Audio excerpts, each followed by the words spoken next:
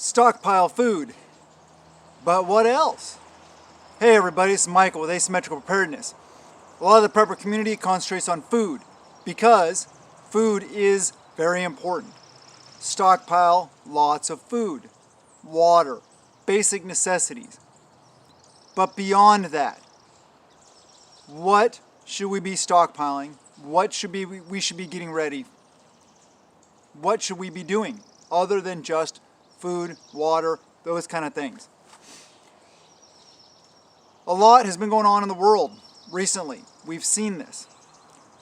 So, one thing that came up was family and nature. My wife had not going to too much details, but she needed antibiotics. And she was really getting close to going to the urgent care.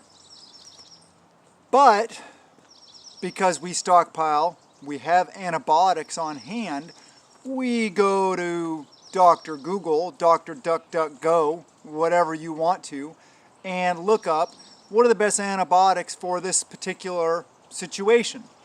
Well, one of them was an antibiotic that we had. So we looked up dosage. Okay, dosage. Bam, started taking the dose. She's fine now. We didn't have to go to urgent care or anywhere.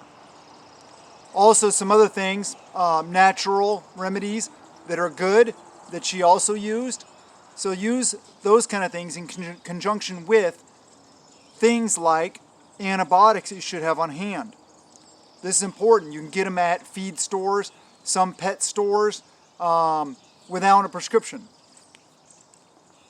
So those are sources that you can have and stockpile antibiotics without having a prescription.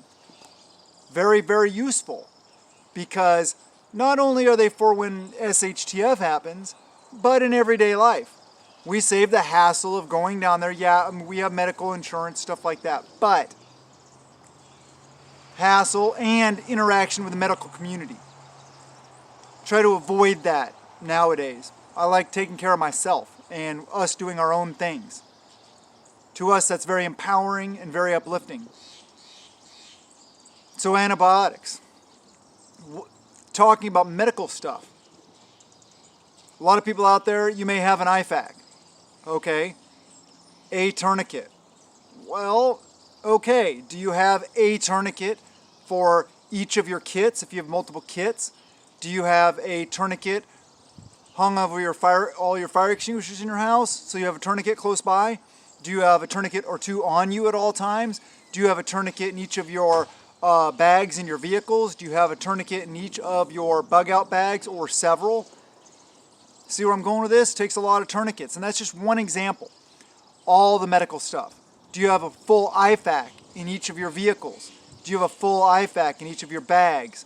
Do you have a full IFAC everywhere you need it? Yeah, it gets expensive. I know. That's why I say prep a little every day. Prep a little bit at a time. You don't have to have the fancy pouches and everything that they come in. You can get the components. You can order the components of an IFAC and you can put them in a Ziploc bag and just have them sitting around. Now, if you're putting it on your kit, you probably want the bag, stuff like that, quick access, stuff like that if you're out using it in an austere environment. Okay, speaking of these bags, that's another thing. Bugging out. Doing videos about that, thinking about that, talking about that recently. Challenges with bugging out. Not the first option, but it needs to be an option. It's not my first choice, in other words. Bugging in is much better. You have all your stuff, you're situated, you're set, stuff like that. I don't want to be out in random nature or wherever, even at our bug out locations, with the stuff that I can carry in a vehicle or on my back. I'd much rather be here where I have access to most of my stuff and the other stuff that's pre-positioned in certain locations. It's a much better situation. But how are your bags? Do you have a get-home bag in each of your vehicles? Or do you have at least one that you can swap back and forth between your vehicles if you have multiple vehicles? Do you have bug out bags? Will those bags realistically sustain you for 2 to 3 days? maybe longer. Also, along with that, see, this all builds on itself. Do you have the physical fitness capable of throwing your bag on, your kit, your defensive tools, etc., and then getting out at a rapid pace for long distances? If you don't, maybe you should work on it. I recommend you work on it, please. I want you guys to be ready for this stuff. And like I said, I know there's a lot to this stuff. Do you have potassium iodide for protecting your thyroid from radiation, fallout, stuff like that, if it goes that direction? Do you have any kind of shelter? Do you have the knowledge to build a shelter, expedient shelter, if you need to? Meaning a nuclear shelter type thing. Do you know how to make an air pump? Do you know how to make air filters for it? Do you have the supplies for that? I'm not trying to overwhelm you here. I'm not trying to overwhelm you with all this other stuff. Food is great, and you gotta have food.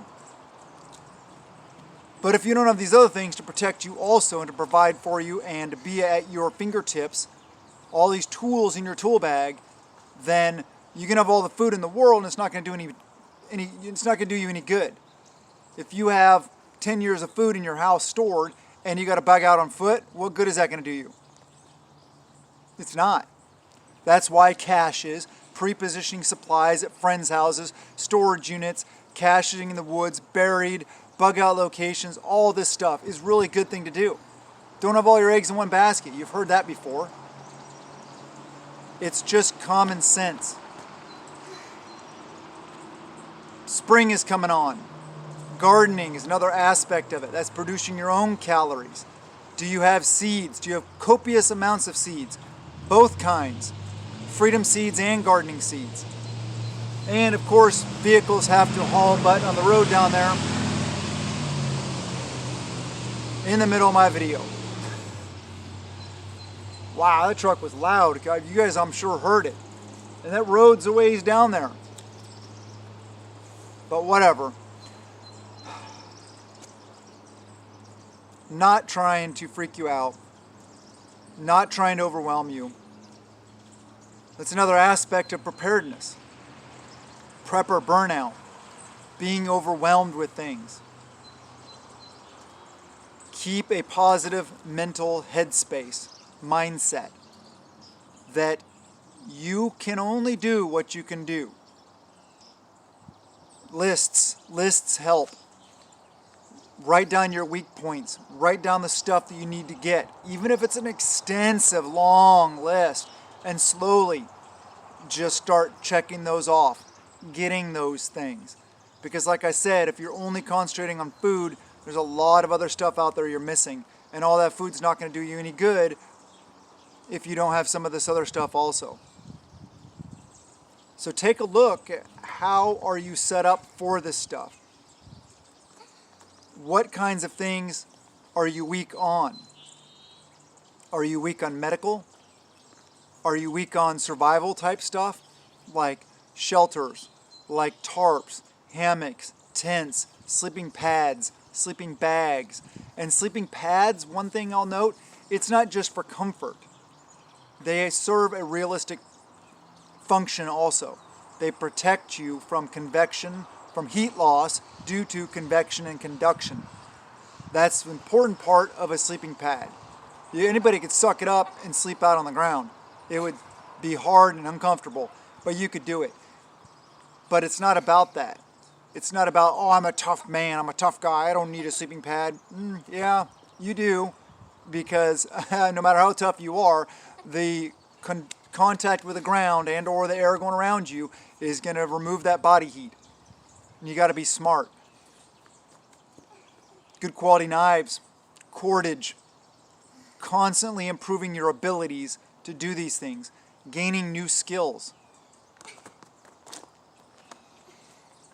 Overwhelming, isn't it? That's why I make a list of stuff I need and skills I'd like to have, and or things that I'm weak on that I want to improve on. And then I just do a little bit at a time. Prep a little every day. Like I said, and prep out of peace of mind, out of fear. But prepping a little every day can be working on those skills. A little bit every day. Just pick a skill. Work on it a little bit. Study it for a half hour, an hour if you have. You've got a couple hours? Great. Do it. It's really important to me to be here to empower you guys. Not to just tell you everything what to do. You have to analyze what you need to do for your AO, for your skill sets, for your personal situation that you're in. I can't do it for you. You have to get up. You have to do. You have to do the things, like we love saying. Military term, all those good military terms, like embrace the suck, get outside your comfort zone, get outside the box, get off the X. Yeah, Semper Gumby is one of my favorites. Always flexible. That's a mindset that as a prepper you need to have. You need to be able to adapt to fluid and ever-changing situations. Because the world out there isn't set. Situations are not the same. So the more you're able to adapt and overcome situations in your mind and with your body and with your tools, the better off you'll be. Anyway, think about the other side of preparedness. Everything else that's included in preparedness. I could go on and on for hours about what was all included in preparedness, but I think that would just overwhelm you. The best thing for you to do is just look at what you have, look at what you might need, start brainstorming for your situation, what you need, and then slowly just start checking those off, start acquiring those things you need, whether it be skills and or items. Anyway, I love you guys. I want the best for you. Have a wonderful day, and blessings to you and yours.